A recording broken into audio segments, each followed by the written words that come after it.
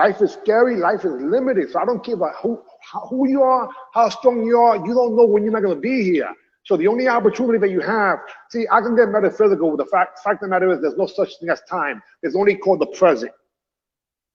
It's called the past because you compare it to what will be the present because they're all relative. There's no future. It's called the present because that's also as compared to. So everything is present. And what present means? A gift. It's a gift. This is a gift. So what we're going to turn around and freaking, delay it? Today we had an opportunity to test our intestinal fortitude and perseverance. It took us almost 2 hours, about 4 different takes for this to happen. So you got an attitude of success. We spoke about it. We're martial artists. You think I'm going to get discouraged? Heck no, that's not going to happen. So when the average person doesn't have that attitude, then there's something wrong with us. Damn, that guy's too pushy, bro. Yo, he didn't take no finesse. Yo, I was trying to chill. Yo. The show starts in 10, 9, 8, 7, 6, 5, 4, 3. Houston, we have no power. Come on.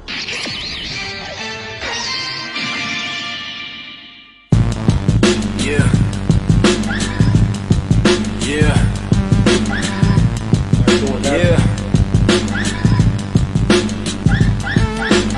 All right, ladies and gentlemen, welcome back to Flash Talks, history worth listening to. This evening, we have another special guest by the name of Jerry Fast Feet Fontanez, or let's say Grandmaster Fontanez, b-boy, martial artist, actor, stuntman, improv master, mentor, and an icon in the martial arts world and the hip-hop culture. Born in Manhattan and raised in the Boogie Down Bronx, Puerto Rican descent, and this brother has worked with Chuck Norris in the past in commercials, Billy Blanks from Tybo, if you guys remember that, former member Rocksteady Crew. He used to have a TV show called The Fontanez Karate Show. This brother used to have so many schools all around New York City. He's been on TV and was voted for the top 10 fighters in Karate Illustrated. He also appeared in Wu-Tang Clan's music videos. Oh man, this guy has a big record. Ladies and gentlemen, put your hands together for Jerry Fast Feet Fontanez.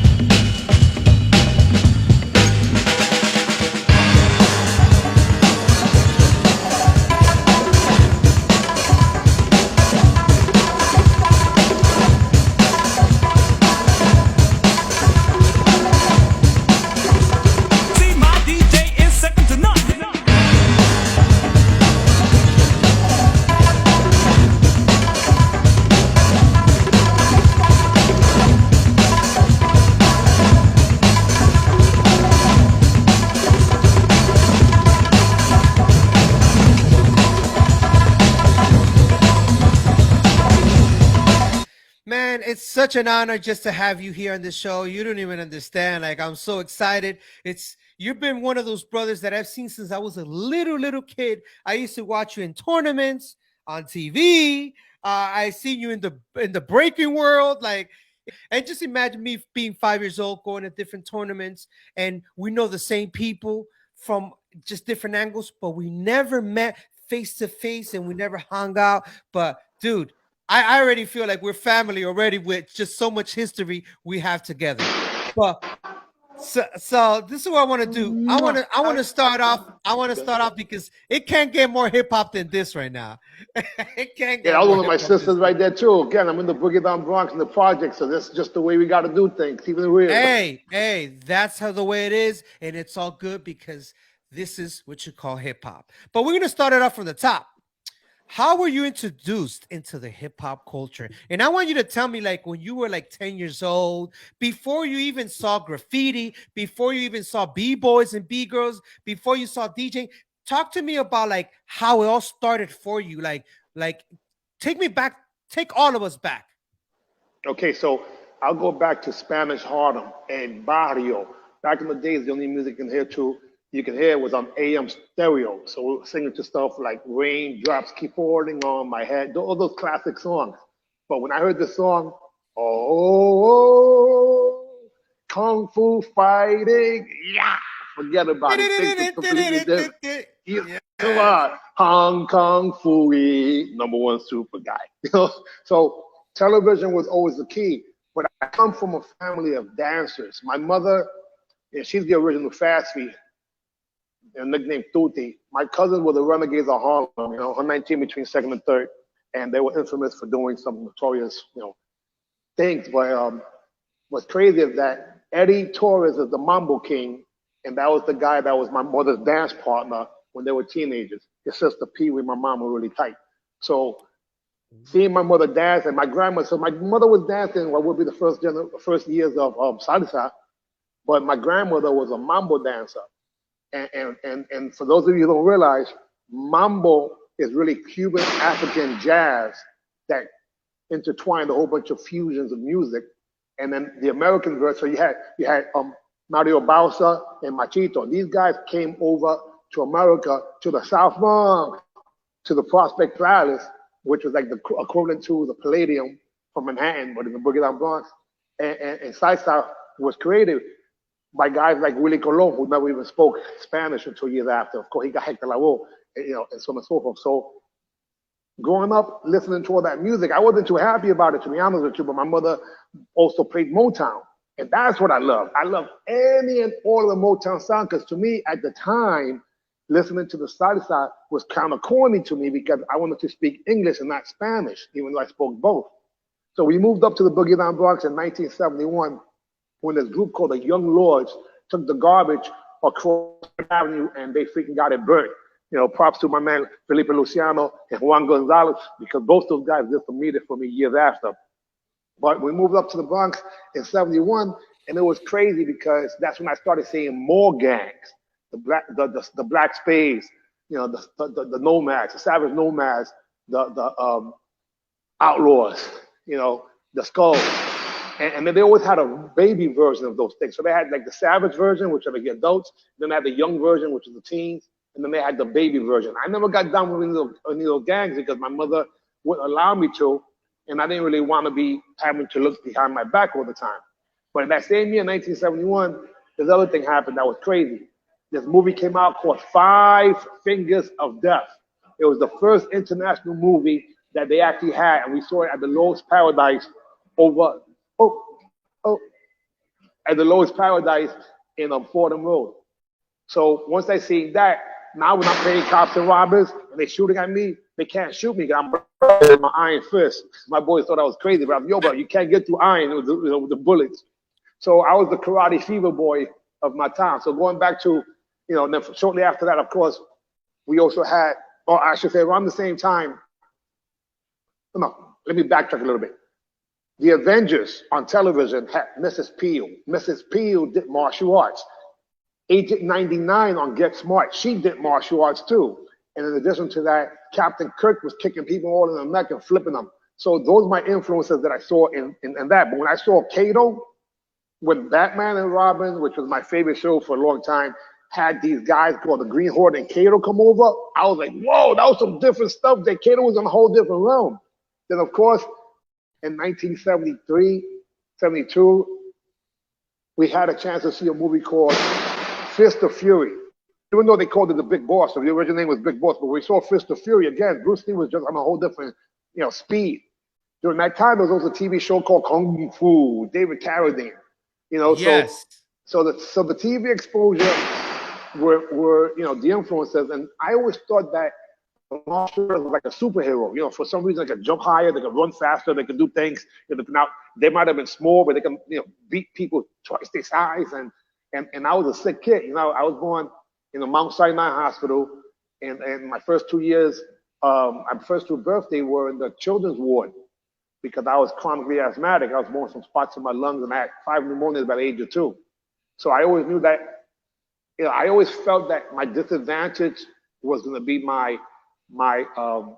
health, but that's why I focused on that. So my biggest secret is that, even in the martial arts world, I knew that I was healthier internally because I haven't eaten red meat since 1988, as an example. So I was able to do things, make decisions accordingly, to make sure that I increase the possibility of kicking ass and looking good in the process. Yes, which is what it was. But in terms of so around 1974, I'm a real good ice skater and a swimmer during that time. And I'm in the block that's, pretty decent block, not too far from Yankee Stadium. By 1975, I hear about this crew called the L Brothers. I'm like, what the hell is the L Brothers? And as it turns out, that was a super crew. The L Brothers had these guys that became eventually 2 different crews. They became Grandmaster Flash in the Furious 5 and Grand Wizard Theodore in the Fantastic 5 before they changed their name to the Fantastic Freaks. So I'm listening to what would have been this music via cassette tape, probably around 75, 76. Now in 76, I joined a martial arts school, an official martial arts school. Now by that time, I was already doing, the basement workouts and the rooftop workouts and let's meet in the park workouts. Age 7, 8, 9, 10 years old. At 10 years old, I joined the school, with my father's VA check. I met my father the first time, 1975. At the Federal Building downtown. he was doing the bid, but I found out that he had money coming from the government as a Vietnam vet, and he took and gave me money to join the school. April 19th, 1976. It was Sang Soo, Tiger Kim's, Cock Diesel, and I send you a photo, man. That man was just a whole different realm. He used to fly with the greatest of ease, do splits and kicks, so that whole, facade, or I should say, misbelieve that muscles will make you tight. Man, he proved the exact opposite of that. This is a guy who made Bruce Lee and guys like Jack LaLanne look skinny because he was Cock Diesel, So again, 76, by the time 77 came, all of a sudden with the blackout, everybody now had equipment and they were able to buy some DJ equipment. And again, during that time, our block had a crew called the Unstoppable Crew. And the Unstoppable Crew had this dude that started this. He started the Unstoppable Crew called Tila Rock. Years after, he does a song, It's Yours, and he's the first member of Def Jam. So Unstoppable Crew, 164 Sheridan Avenue. Eventually, a lot of the members become, bank robbers of the early 80s, if you guys might remember. And but again, the DJ was the original DJ Louie Lou. It's my mellow. How do you like his DJ? My mellow. He cuts so fine. My mellow. He cuts in half the time. My mellow. Ooh, chi chi wah wah. My mellow. And now repeat after me. A 3, 2, 1. A 1, 2, 3. A music maestro, please. And he starts cutting. Start cutting breaking bells. So DJ Louie Lou. But there was this one guy that was phenomenal. His name was Prince Thunder Rock. Prince Thunder Rock. And he was talking about this dude named Spy that he was working out with. And Thunder Rock was the breaker, the first B-boy of the Unstoppable Crew. He was also an MC for a group called the Come Alive 5, which is another historical, legendary Boogie Down Bronx first generation crew. Except that Thunder Rock was young, so he wasn't supposed to be around with them. And a lot of the things that he had, the hat to the side, the whole nine, I know a lot of people give that credit to Spy, at least Crazy Legs does. But Thunder Rock was just like that. His pants were sagging before sagging was in. He was bopping really, really, really hard. It wasn't too big, so the Napoleon concept probably kicked in that he was able to just be extra hardcore. But again, Unstoppable Crew, late 1970s, DJ Louie Lou, Tila Rock, and these guys were notorious because they were part of not just Zulu, but they were part of the Gestapo. So Zulu had three Yes. different generations. So you had Zulu and you had Gestapo, and then you had the Gigante family. They were part of the Gigante family. Also, a lot of them were Zulu kings. One of the guys from the neighborhood was called Bug Out, which became B.O. And B.O., he ended up, passing away. But the point is that I was all into this thing. So 1976, we do a 4-step, hump the floor, and stand up. That's it. 1976, 1977 in the basement, in everybody's party. DJ Louie Lou was the DJ, and we were just freaking trying to do what we thought was breaking.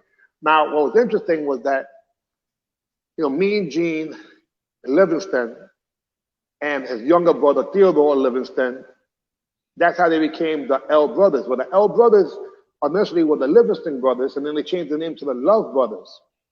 And a lot of people don't realize that Mean Gene was a DJ, but his backup DJ was Grandmaster Flash.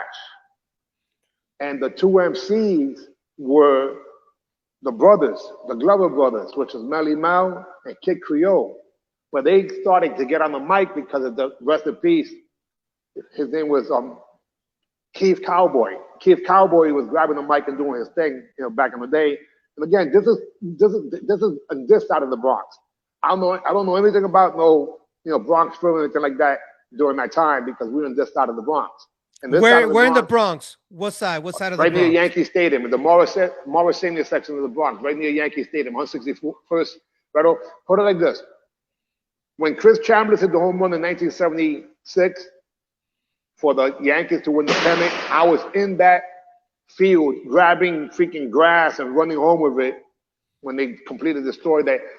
And I was watching a movie called The Chinese Professionals, and I went and remember that again, right near Yankee Stadium, there's a track, the McCombs Dam Park. There's a track, and that's where we always train. Martial arts. You can always go to just about any park and have somebody do some kung fu back in the days or karate, whatever it was, and that was my initial influences. But when it came to dancing, my original dance that I could battle anyone with was the click clack. Now, the click clack was like the mashed potato. And my mom's phenomenal with the mashed potato, which is a variation of what would be James Brown or the Jefferson when it comes to toe heel, clicking and moving backwards and having some funky, some rhythm.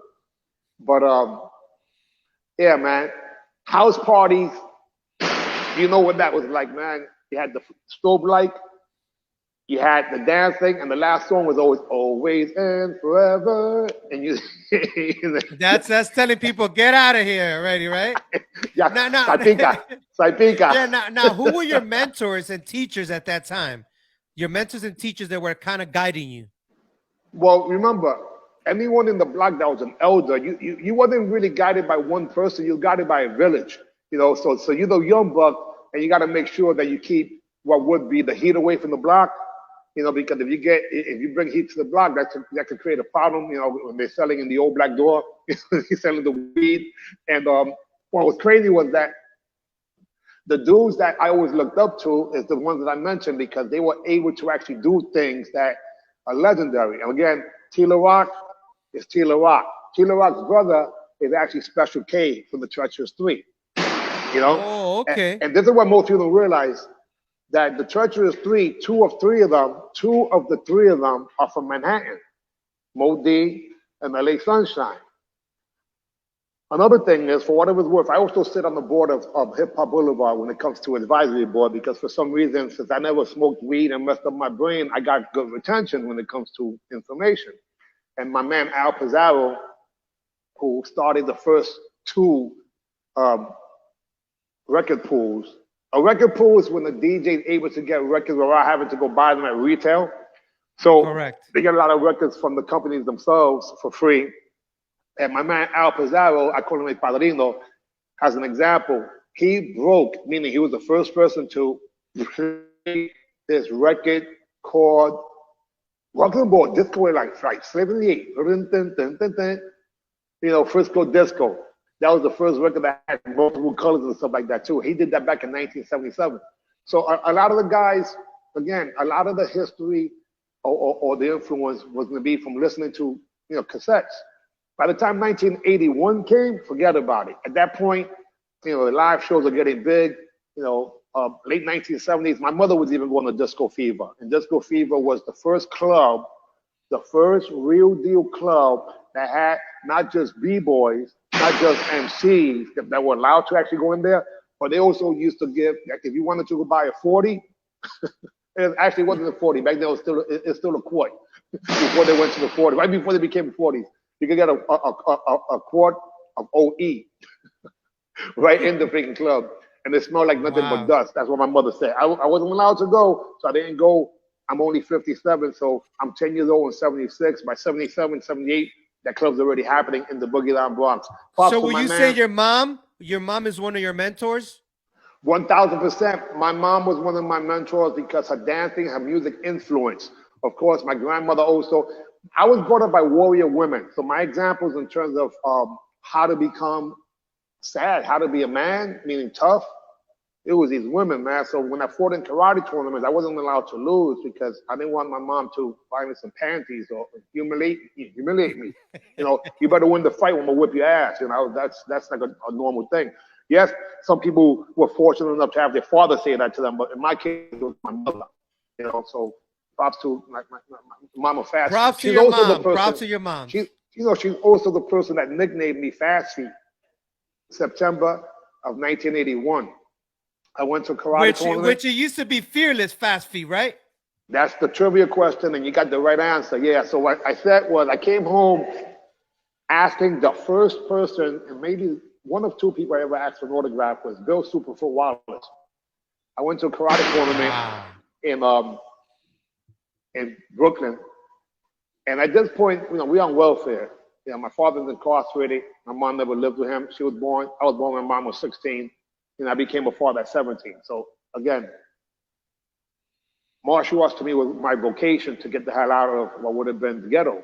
You know, at least be able to sustain a real lifetime without being a stick-up kid. Which I was kind of pissed off, man, because I think stick-up kids had a lot of props. You know, if you was a bank robber, at least you was able to hang out in the OJs. You know, and the girls liked you.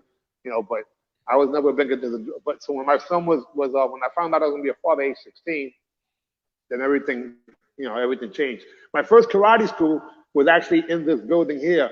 There was a Head Start right here, and the dude asked me for me to teach these kids. I didn't want to teach these damn kids, but ask them adults. I said, listen, I'm not no teacher. I'm 16. I said, but I don't mind sparring. So, I'm a sparring junkie, man. So, you know, that's how I officially became an instructor. And the guy says, well, you know what? You know, why don't you teach these kids? And he convinced me. So I came up with the idea of New York's finest karate academy. And I took a black and white photo with me throwing a kick, and I put that. I sent you the flyer. Says I sent you the flyer for New York's first sport karate. I'm gonna send you the one for New York's finest karate academy because I started New York's finest karate academy in 1982, and I put a lot of people down there. You know, for example, one of the guys that the myth that he was my instructor, but he did give me my first black belt, was this guy named Jonas Nunes, Shihan Jonas Nunes. So Shihan Jonas Nunes, who I knew since he was a green belt, and I was actually a red belt in Taekwondo when I met him in 77, but, you know, I digress. He literally was the person who gave me his black belt from around his waist. So he gave me my first black belt. You understand? Wow. I'm at a karate tournament. I'm saying I'm ready to fight black belt today, and I fought and I won. So look at that. What year was that? 82, 1982. 82. So you were already blowing up your name. People are starting to hear your name already, right? Yeah. So what I'm really doing, according to many, is revolutionizing the industry and driving people crazy. Because martial arts being so disciplined, I'm the antithesis of that. Because to me, karate it was cool, but it got corny by the time you got to 12, 13, it got corny real fast. Once you start getting a little woolly, you know, when you start to get a girl. And so I didn't like the idea that they had all this rigorous. First, I didn't like the foreign language bull crap. I came up from Taekwondo and Kung Fu, so when people used to say us to me, I'm like, bro, what are you talking about? It sounded so corny to me. I was like, you know, and for whatever it's worth, I was right because of this.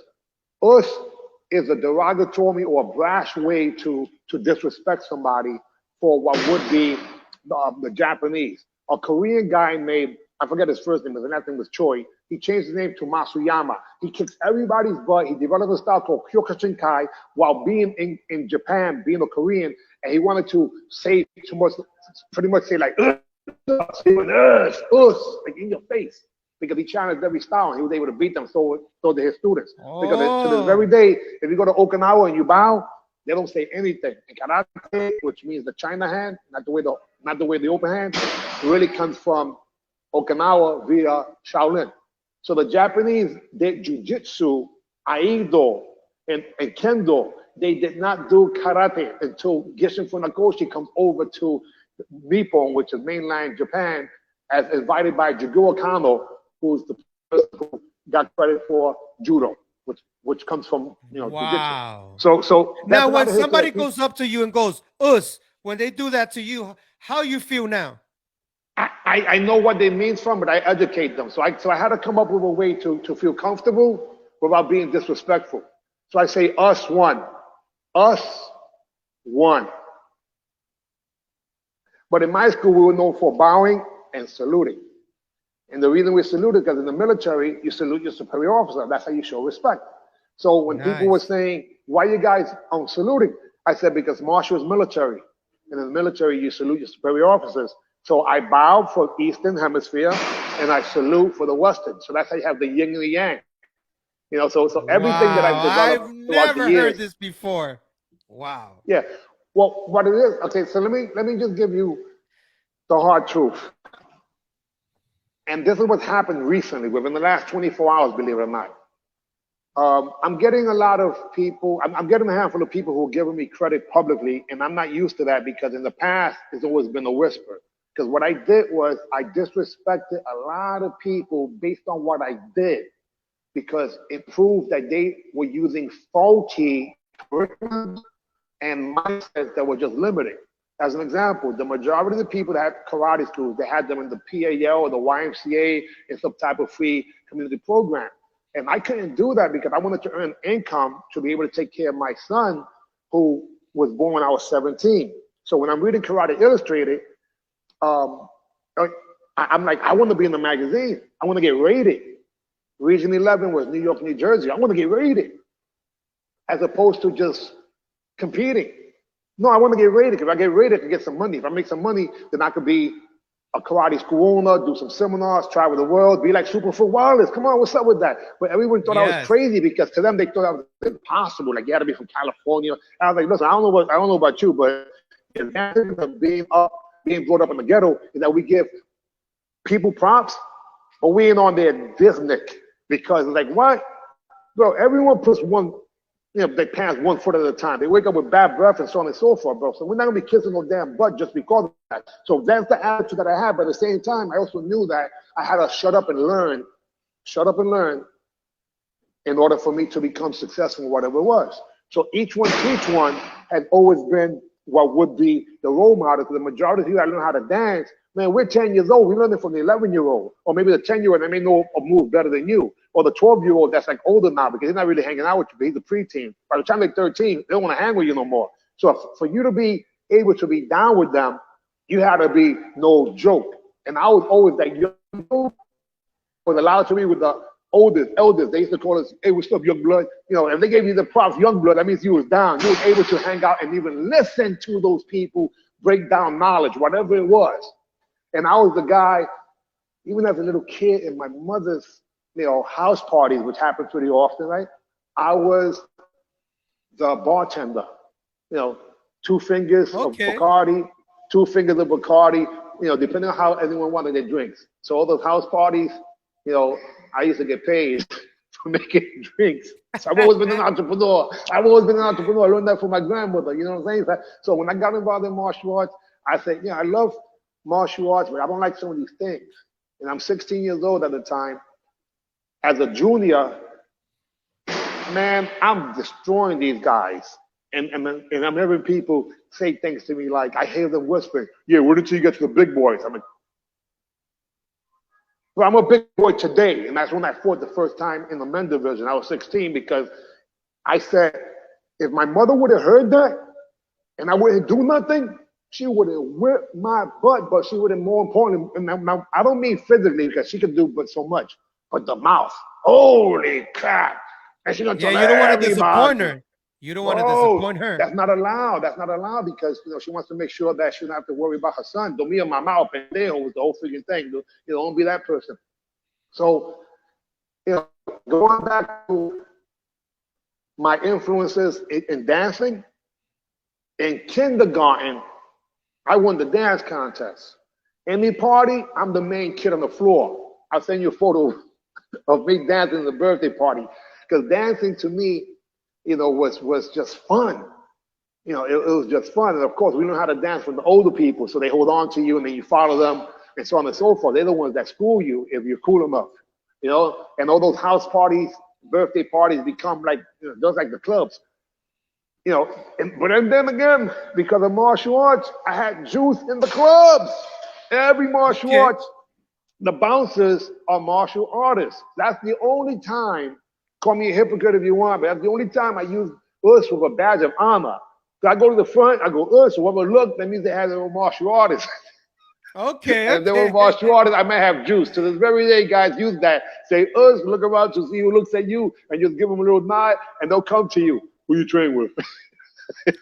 That is so awesome. Now moving on to like 1993, like around there, when breaking, the whole culture is blowing up. Like, all right, what was it? All right, if you don't mind, can we go back to about 81, 82, Yes, 83 yes. at the Yes. at the Let's do that. at the Roxy. Now going back to that's why I was segueing to what would be juice and martial arts. My boy named Tyrone was trying out for this movie called Bad Boys Part 2. The original Bad Boys guys was Esai Morales. That's right. Yeah. Anyway, so Tyrone was trying out for Bad Boys Part 2, and then his mother told him that there was this other movie called Beat Street that he could try out for. Now Tyrone at the time, him and I are like best friends, and he used to work in this place called the Roxy. He was the youngest bouncer at the Roxy. So I had juice at the Roxy. So I would go. What was his name? What was his name? Timok. He starred in The Last Dragon, baby. Bruce Leroy himself. That's amazing. Wow. Yeah. So Timok is my best friend, even though people call him Ty Mac, but it's Timok. That's the proper pronunciation. But he's the Last Dragon, Bruce Leroy. So 1983, I'm a father. I go to I win the first grand championship.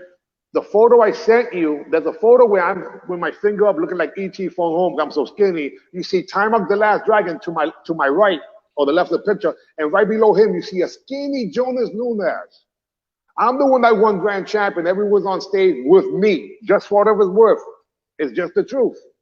I'm the centerpiece of what would be this championship. And I won that. I took the title away from this guy who had it for 3 years. And I kept it for 3 years until I didn't defend it any longer. And I was in New Jersey. So if you fought in New Jersey from New York, you got to get back home. The same way where if you win your trophy and you're in Brooklyn, you got to get back home with that trophy. That's harder sometimes than competing. And people don't understand that. They'll stick you. And it wasn't little trophies like that, right? No. It was some huge trophies. 6 foot trophy, taller than me half the time. So anyway, my problem was that since I was a teenager and I was already a father, I couldn't go to where I wanted to go to because I had to get a job. And I couldn't go to the Roxy on the weekends because I had to go to the karate tournaments. But the off season of karate was like the summer. So then I could go in the summer to the Roxy. But I worked in a store called Central. Central was in Parsons Boulevard in Jamaican Queens. Right? And that freaking place literally had this crew called the Supreme Team over in Paisley Park, the Paisley Projects. So these dudes had these little mopeds, and this is when the Olympics was happening. They had Lindu suits. Around Lindu had Adidas suits, right? And these dudes, I used to go all the way from the Bronx, all the way to freaking Jamaica, Queens, and I was pissed off because these young dudes was driving around with these mopeds, and I wasn't a stick-up kid, but I wanted to stick them up. I didn't want to take the train back home again an hour and a half, Yeah. eventually these are the guys, of course, that you found out that had with 50 Cent and so on and so forth. So Supreme used to be there, Righteous, Fat Cat. All these guys are notorious what would be street thugs. But I didn't give a damn. To me, they were corny because they were from Queens and we were from the damn Bronx. So to me, it was like Queens had houses, and we didn't have houses. So by the time 1979 comes, there's no breaking anymore in the Bronx. I went to this place called USA Skating Rink, and they were breaking there. I'm like, yo, what the hell's going on over here? I didn't realize that literally it was just crew right here, Dynamic Rockers. Wow. The Breakers, Dynamic Rockers were there, and they were the main ones. And there was this crew called the Inferno crew. Inferno and Dynamic Rockers were the ones that were pretty much the main ones there. So in addition to that, so I go back home to the Bronx, and I'm telling I'm telling Thunderbolt, yo, Thunderbolt, they breaking in Queens. Nah, man, that shit's played out. What? Years after, that's when Legs started going over there and saying that those guys were whack because they didn't have the basics, which is true, but they were doing what today would be considered power moves and things like that, years after. And then the famous battle on what was San Juan Hill, which became Lincoln Park, which is where the stage broke down. And do you know Mr. Flex back then and Spinner and all of them, or you didn't know? No.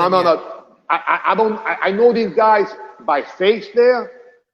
But I'm not down with the breaking. I'm there for the girls. I'm there for the honeys. Yes. I mean, so the answer is no.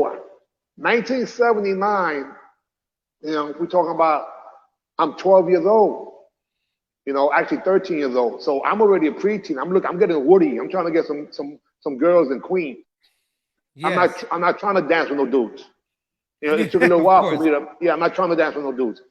But by the time 1981 comes and I'm involved in martial arts, like really, really serious, I realized that girls like that too. If you kick some butt, they like you. If you're a champion, they like you. If you know how to run fast, ride a bike good, a skateboard, you're a ghetto superstar, they like you. So my whole so-called hustle was kicking people in the head. When they slap box, I slapped them all up. I went to Taft High School.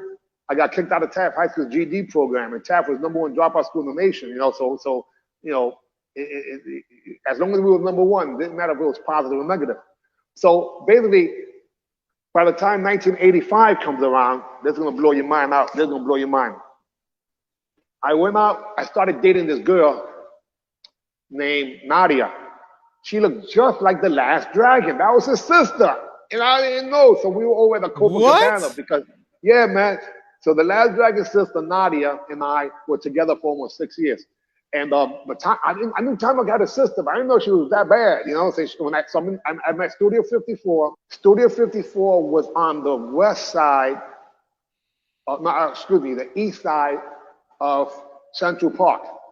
But this is significant because we were not breaking anymore. There was no breaking. The Roxy became 1018. So from one night to the next, all of a sudden, the same location became what was the new thing. It was called Latin hip hop, which became freestyle. Okay, I see. So now all of a sudden, groups that were MCs like TKA had to become singers. You know what I'm saying? Because they wasn't accepting the Latinos in music when it came to rapping. Even though, check this out, I'll break this thing down. We're going to the 50th anniversary of hip hop, and a lot of people have very selective memory, and they want to exclude what would be the Latino influence, which is disgusting to me. Because when it comes down to it, I'll even break it down like this. Let's go into what would be the division of hip hop culture that actually got mainstream appeal. It was initially graffiti. And the #1 guy in graffiti was Lee, Mr. Quiñones himself. And the #1 girl was Lady Pink. Again, the Latinos, for whatever it's worth. Okay, now, when they go on that Wild Style tour, all the things are included, including Double Dutch. People don't realize that, okay? Because they're trying to get the New York experience over to the world, which that's why the Europeans have better history than Americans. They don't even know. Americans don't know because we're off to the next hot thing in a second. Anyhow, but the crazy thing was that Nadia's mother is Larita Rock. Larita Rock and her partner Corey were the managers of this group that came from Queens called the Dynamic Breakers. Okay, now what about the Dynamic Dolls? Were they involved there too? The Dynamic Dolls. Larita named Brenda K. Starr, who was one of the Dynamic Dolls. Wow. And they did a show. So you ever meet Kim Kamikaze? Kim? Yeah, again, all the whether it was Deuce, whether it was Camo, whether it's Flip Rock, not Flip Rock, Airborne, Spider, you know, so a lot of those guys were Dynamic Rockets. But the one that was really interesting to me, and I'm going blank on what his breaking name was Felix Cortez.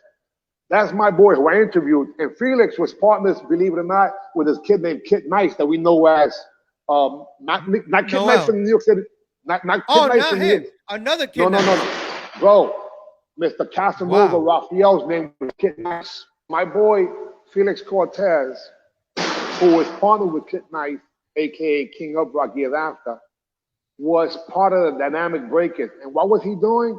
Windmills with machetes, bro. My man was doing freaking stick fighting and breaking. That's exactly right. And that was on the Fresh Fest. But going back before the Fresh Fest, they had the Swatch Watch contest. The Dynamic Rockets competed there too, and a bunch of crews. But the group that won was the Dynamic Breakers, which was a splinter group from the Dynamic Rockets that did not include a lot of the dudes. But they did have Spider, which was part of the original Dynamic Rockets. So wait a second. Dynamic Breakers. Who was in Dynamic Breakers that won? Name them. Okay, you had Camo, and you had Deuce. You had Airborne, you had Spider, and I'm going blank on whoever else. But Spider, Airborne, Deuce, Camo. There might be one more, but they also had the Dynamic Dolls that were down with them. So they were literally. They took first place at the Swatch Watch contest. The individual winner, and that was done at the Roxy, by the way. The individual winner was Mr. Freeze, who won. But second place was my boy Fane Jackson, Rodney. And Rodney and also Clown and myself were taught by the same dude when it came to Boogie. Because I went into Boogie, right? And that was Magic Motion. It was Magic Mike way before the freaking movie. And that was Mike Acadena, who was our teacher. So this is the original Magic Mike. And he was the original Magic Mike from the Boogie Down Bronx. That he was really boogalooing, man. He was doing some floats and stuff that we had never seen before to this very day. We don't even know where he got it from because he didn't have a teacher. And again, Clown at the time, you could not boogie in the Bronx without Clown battering you. Clown was all over the damn place. And then there was another guy named Mr. Pop that was also taught by Magic. And Mr. Pop's student was Summer Pop. He was the other one that was battling everybody in the damn Bronx. These guys would travel, and if you was a boogie boy, they were taking you out. But anyway, so that's 1985, the Fresh Fest. You know, Dynamic Breakers comes from the Dynamic Rockets. The Dynamic Breakers has a manager. Larita Rock is the manager. That's Timex the Last Dragon's mother and my mother-in-law at the time. And what ends up happening is that they actually turn around and was doing they do a show called wait. That's Incredible. They did a show called That's Incredible, and they brought on this crew. They brought on a crew called the New York City Breakers, who I think they were the Floor Masters at the time, and then they switched over to New York City Breakers. And those two crews were the ones that were supposed to go. Since they won the Swatch Watch contest, they were supposed to be in a movie called Beat Street. Wow. And they never got into the movie. So they used one of the two crews that was down with that, how you call it? And that was the Dynamic Rockets, Dynamic Breakers ended up having a problem. And I'm not sure if they wanted too much for the movie or what have you. I think that's what might have been the case. But I know one thing, that the second manager actually got murdered. And so pretty much management, the guy he got murdered. And so we're talking about 85, 86 now. But they got the Fresh Fest tour. They were able to go on with Run DMC and the Fat Boys and you know, et cetera, et cetera. You know, Nassau Coliseum 1985 was the last. And what's the name of the tour? What's the name of the tour? Oh, it was the first hip hop tour called the Fresh Fest. Fresh Fest. And did it go all over the world, or was it in New York City only? It was throughout the United States.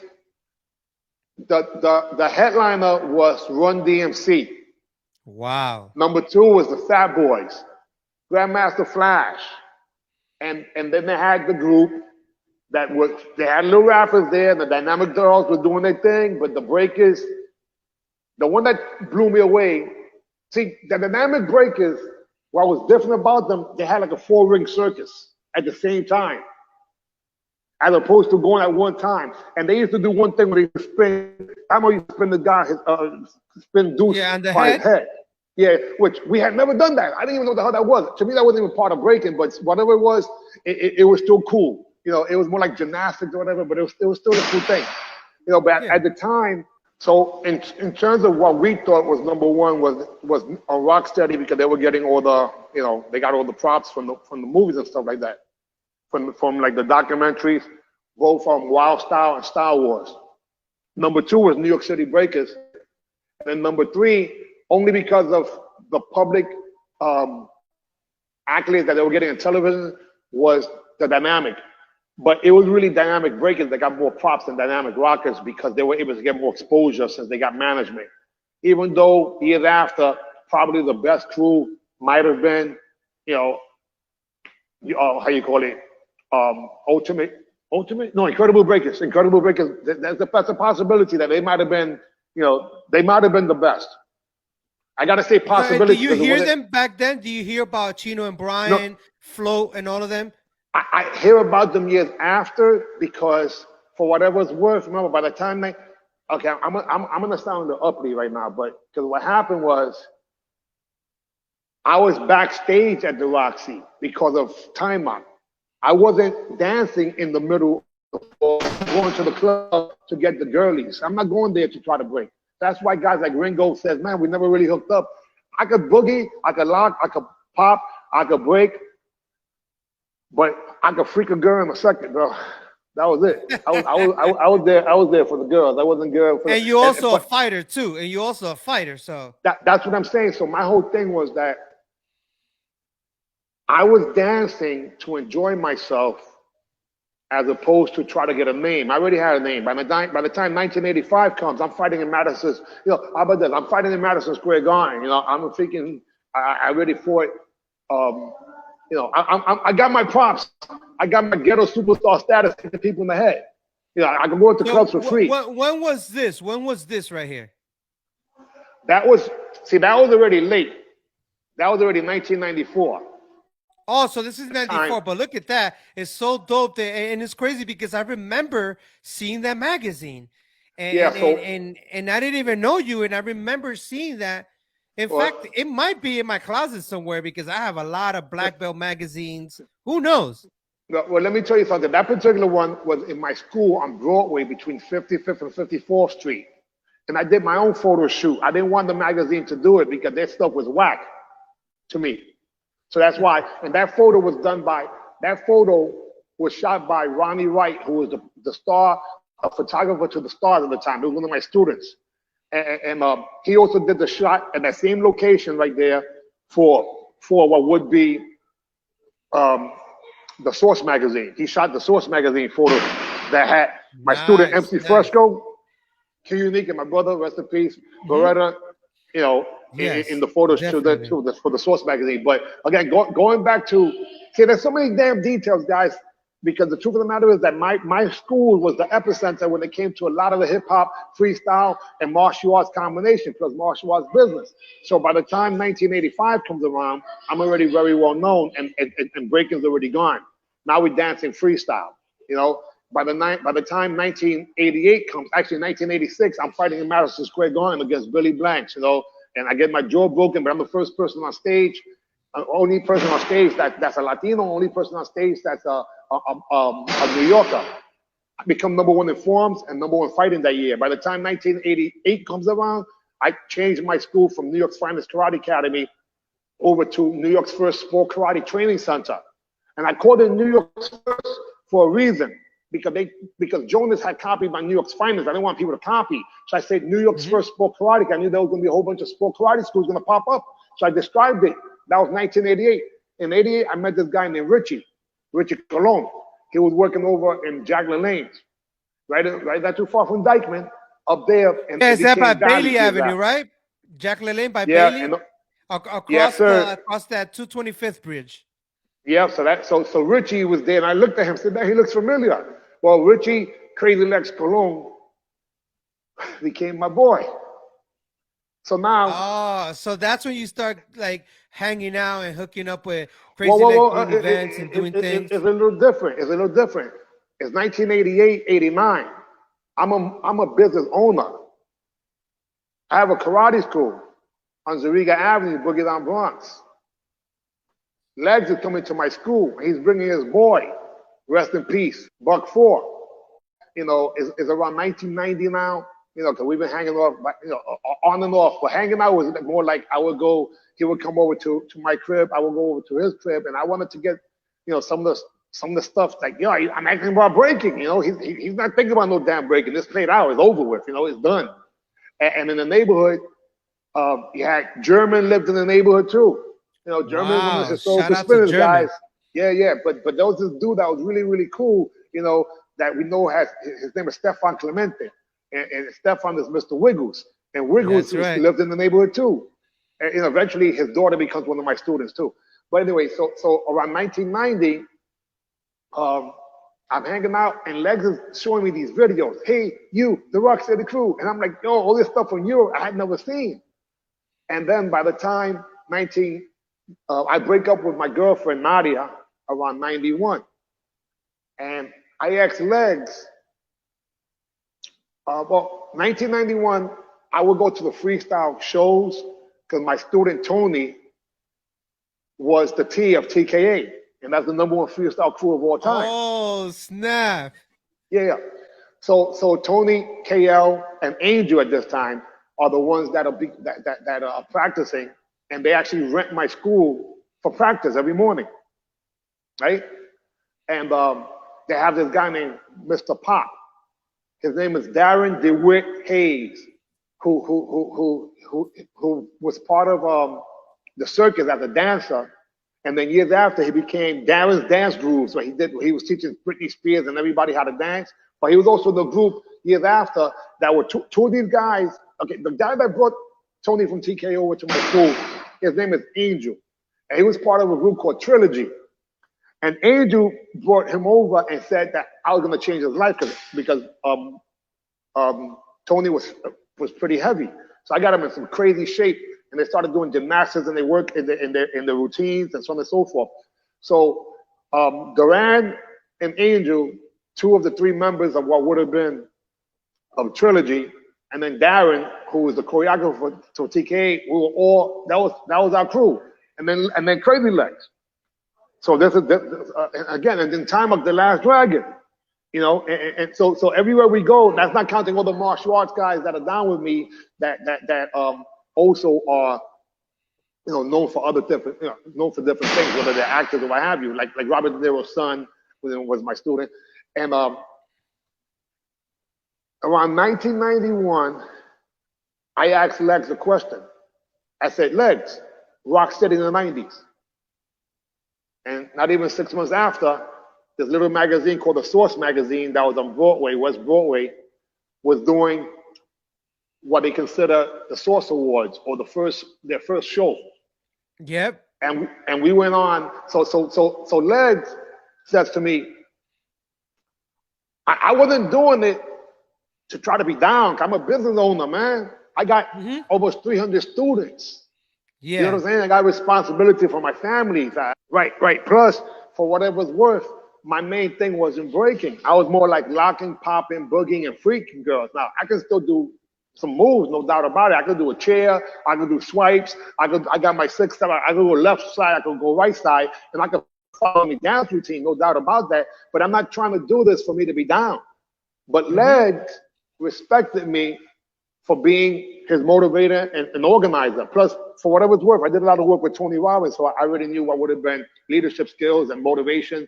And I went to Hawaii, 14 days of seminars, 14 hours a day. I'm walking on fire. I got freaking 300 students. I'm getting ready to open up multiple schools, Brooklyn, Queens. I got people coming from freaking Brooklyn to train me in the Bronx. I open up a school in Brooklyn, and the guy that comes is MC Freshco, the world MC champion, which is crazy. Wow, that's amazing. And then they have this guy named Professor Paul, who's the DJ for a group called ESP. And then they have this guy named Jeff Paz, he was my Exotic, which you see my karate uniform had graffiti in the back and the whole thing. And Exotic is partnered with DJ Enough, which you knew him as Ethan. Ethan was DJ Enough. So I'm in the mix of all this hip hop and just being a New Yorker, so I'm not trying to get down with that, but I want it to happen because I couldn't understand how could we, as what would have been people from New York, let the world, like at the time, Snap had I Got the Power, and that was a huge record. And I remember that was written by Chill Rock G from New Jersey, and they had two versions of the same damn song. So I'm saying this guy from New Jersey and this guy from freaking Germany are making money, and I remember seeing Kool Herc on the damn 5 train. And I'm like, this is crazy. It makes no freaking sense to me how we are. And then it hit me because we were artists, and as artists, we're not thinking about finances. So I went back to the movie Amadeus when people don't think about money, they just want to express themselves and they get jerked. Then you have to get hit to the curb. And that wasn't my goal at all. As a martial artist, that's what most martial artists were. They were top fighters, but they weren't good at business. And I was good at both. I had a top 10 school. I'm winning world championships while still having a top 10 school earning money and making hundreds of thousands of dollars during the recession in the 1990s in the Boogie Down Bronx, Brooklyn. Now, is that around this time? Is that around this time? Yeah.